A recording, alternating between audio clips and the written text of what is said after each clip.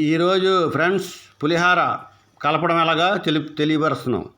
పులిహార కావాల్సింది పల్లీలు, జీడిపప్పు, ఆవాలు, నూనె, పప్పు దినుసులు కావాలంటే వేసుకోవచ్చు. పప్పు దినుసులు ఇది జీలకర్ర, నిమ్మకాయ, వండిన రైసు ఇవన్నీ కలిపి పులిహార కలపాలి. పులిహార కలిపే విధానం ఏమనగా మంచిగా అన్నంలో ఈ నిమ్మకాయ కలుపుకొని నూనెలో ఆవాలు, జీలకర్ర అంత వేసుకొని కరివేపాకు వేసుకొని ఒకటే కలపాలి. కలుపుతూనే ఉండాలి పులిహార.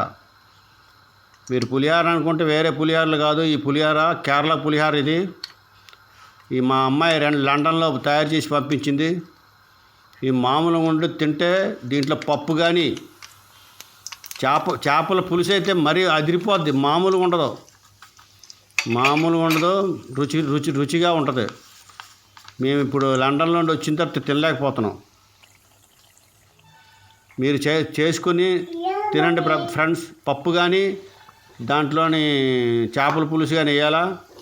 పులిహార కలుపుతూనే ఉండాలి. కలిపి ఇప్పుడు దీంట్లోనే అన్నంలో ఇది వేసుకోవాలి.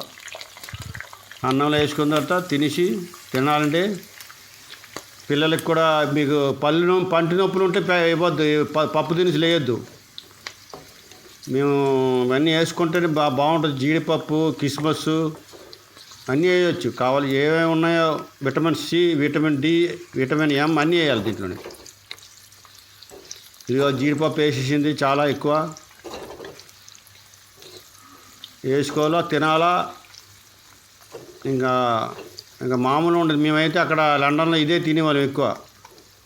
ఎవరు వచ్చినా ఇదే చూపించి పెట్టేవాళ్ళం. అమ్మో మాకు పులిహార చాలా ఇష్టమైంది అంటారు. ఇందులో ఏదో మసాలా ఏం లేదు. ఫ్రెష్గా ఉంటుంది. ఉదయం సాయంత్రం 2 పూటలు తినచ్చు. కోపం ఇంకా మిగిలితే ఉదయాన్ని కూడా తినచ్చు కోపం వస్తే. చూడండి ఫ్రెండ్స్ ఎంత బ్రహ్మాండం ఉంది. ఇంక కలుపుతాం. చూసారా కలిపి ఎలాగైందో. దీంట్లో ఒక పప్పు వేసుకొని తింటే ఉంటుంది. మామూలుగా ఉండదు ఇంకా. మా కేరళ వాళ్ళకి పులిహార చేయడం తెలీదు. ఇప్పుడిప్పుడు ఇక్కడ వచ్చి నేర్చుకున్నాం మేమంతా. అదిగో పప్పు వేసుకుంది మా పాప. Cheap and best.